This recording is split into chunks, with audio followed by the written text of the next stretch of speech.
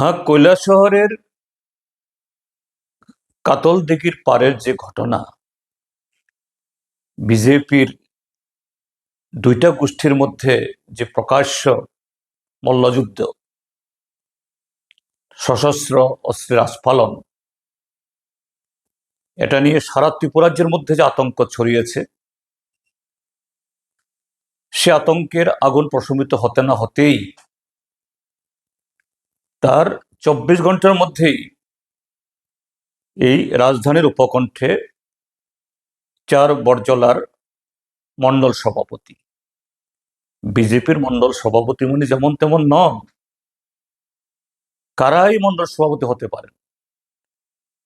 একজন মাননীয় মন্ত্রীর ভাষায় তিনি হলেন জিনিয়াস। সব দলে এরকম কার্যকর্তা, এরকম দক্ষ, এরকম গুণী লোক থাকতে পারে না। এরকম একজন মণ্ডল সভাপতি, তাকে পুলিশ ধরতে বাধ্য হয়েছেন, পুলিশ ধরেননি। কেন? ত্রিপুরাজ্যের মধ্যে যারা এরকম মণ্ডল স্তরের নেতারা, তাদের বেশিরভাগ এই জিনিয়াস হওয়ার পেছনে যে সমস্ত গুণ তাদের অর্জন করতে হয়, জমির দালালি, চাকুরির দালালি, কমিশন বাণিজ্য, নেশা বাণিজ্য, এই ধরনের গুণাবলী থাকলেই তখন এই জাতীয় জিনিয়াস হওয়া যায়। এবং এই জিনিয়াসরা এত বেপরোয়া, মিডিয়ায় প্রকাশিত হয়েছে যে এই বড়জলা এলাকাতেই সেখানে কিছু জমি বিক্রি হবে। একজন মাননীয় বিচারক তিনি হয়তো জমি কিনবেন বা জমি দেখতে গেছেন তার দেহরক্ষীকে নিয়ে। কেন এই জিনিয়াসের অনুমতি না নিয়ে সেখানে গেলেন? বা তার কাছ থেকে হয়তোবা এরকম কিছু চাওয়া হয়েছিল। কাজেই জিনিয়াসকে অগ্রাহ্য করে গেছেন সরকারি আধিকারিক, সরকারি কর্মী, দেহরক্ষী মানে পুলিশ, তার উপরে চড়া হয়েছে। এটা যখন লোকচক্ষে আসলো, উপায় নেই, সরকারের এবং দলের তাদের এই নগ্ন চেহারা আড়াল করার জন্য তাকে লোক দেখানো বরখাস্ত করা হয়েছে। আর ভারতীয় জনতা পার্টির বরখাস্ত হওয়া, আরে সংবিধান থাকলে, নিয়ম থাকলে, গঠনতন্ত্র থাকলে বরখাস্তের মূল্য থাকে। কিসের বরখাস্ত? উদাহরণস্বরূপ বলছি আমি, সুবল ভৌমিক এককালে কংগ্রেস ছিলেন, কংগ্রেস থেকে বহিষ্কৃত হয়ে বিজেপিতে গেলেন, বিজেপি থেকে বহিষ্কৃত হয়ে তৃণমূলে গেলেন, তৃণমূল থেকে বহিষ্কৃত হয়ে আবার কংগ্রেসে ফিরলেন, আবার কংগ্রেস থেকে বহিষ্কৃত হয়ে বিজেপিতে গেলেন, আবার তিনি এই সভাপতির পদ অলঙ্কৃত করছেন। এবং প্রত্যেক বহিষ্কারে বলা হয় 6 বছরের জন্য।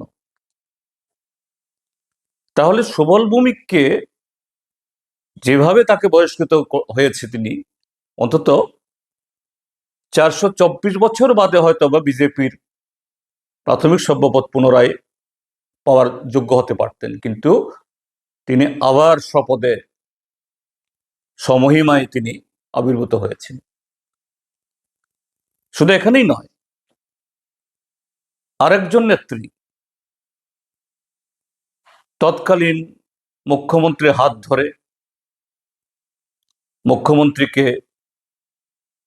এই বড় ভাই এবং সে নেত্রীকে ছোট বোনের মর্যাদা দিয়ে তাকেও দলে অন্তর্ভুক্ত করা হলো এবং সঙ্গে সঙ্গে তাকে আরোহিত করা হলো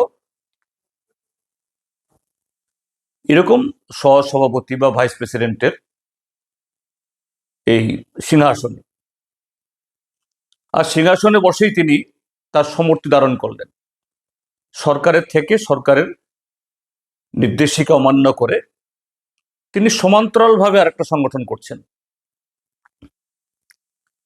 একটা সময় এই ক্ষেত্রেতেও এই 4 বটজলার জিনিয়াস নেতাকে যেরকমভাবে বহিষ্কার করতে হয়েছে, সেই নেত্রীকে ভাইস প্রেসিডেন্ট এবং ভারতীয় জনতা পার্টির সাধারণ সভাপতি থেকে 6 বছরের জন্য বহিষ্কার করা হলো। কিন্তু সে নেত্রী বলছেন যে না, আমি তো এখনো ঠিক আছি। এবং শুধু তা নয়, তিনি জাতীয় পতাকা উড়িয়ে সরকারের একটা নিগমের, কর্পোরেশনের তিনি চেয়ারপারসন। এই বিজেপি গত 2021 ইংরাজিতে এই বিজেপির তাদের যে এডিসি নির্বাচনের প্রার্থী পদ বেরোনোর পর এরকমই যারা প্রার্থী পদের যারা আকাঙ্ক্ষী গন্ডাছড়া মহকুমাতে, গন্ডা তুইসা এখন, সেখানে 2 কেন্দ্রের প্রার্থীর বিরুদ্ধে প্রার্থীপদ দিল, কন্টেস্ট করলো, হারলো। এই একজন হারলো, একজন জিতলো, তাকেও 6 বছরের জন্য বহিষ্কার করা হয়েছে। কিন্তু জিতবার পর 3 মাসের মধ্যে আবার শপথে বিজেপিতে।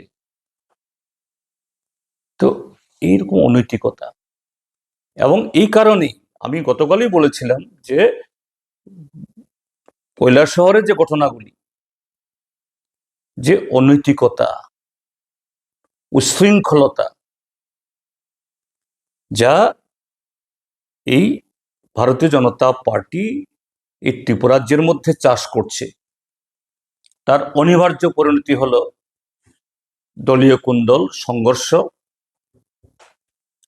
এবং এ থেকে শুধু নিজের রক্তাক্ত হচ্ছে না, রাজ্যটাকে রক্তাক্ত করছে, প্রতিনিয়ত পিছিয়ে দিচ্ছে।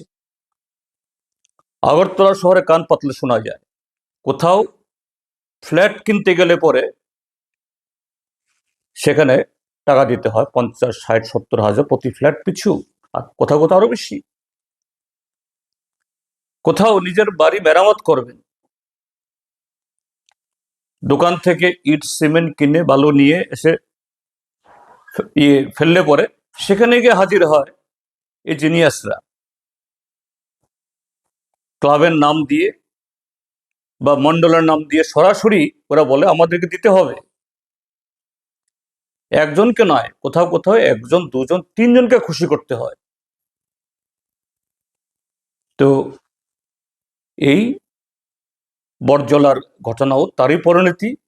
আর ভারতীয় জনতা পার্টি লোক দেখানো সাসপেনশন করেছে, লোক দেখানো তাকে অ্যারেস্ট করা হয়েছে, কিন্তু শাস্তি কতটুকু হবে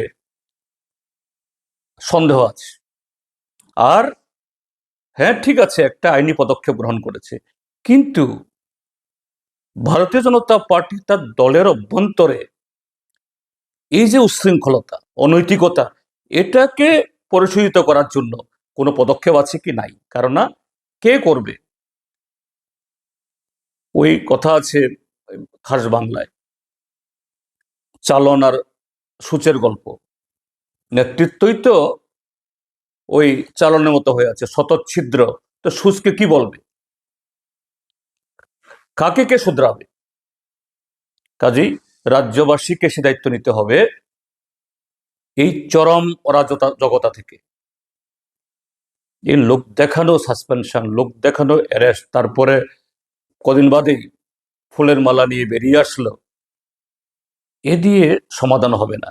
এই সমাধানের পথ এই রাজ্যের গণতন্ত্র প্রিয়, শান্তিপ্রিয়, উন্নয়নকামী মানুষকে নিতে হবে। তা না হলে পরে এই রাজ্যকে এ সর্বনাশ থেকে বাঁচানো যাবে না। আমি আশাবাদী রাজ্যের মানুষ তারা এর বিরুদ্ধে তাদের সে ভূমিকা তারা গ্রহণ করবে।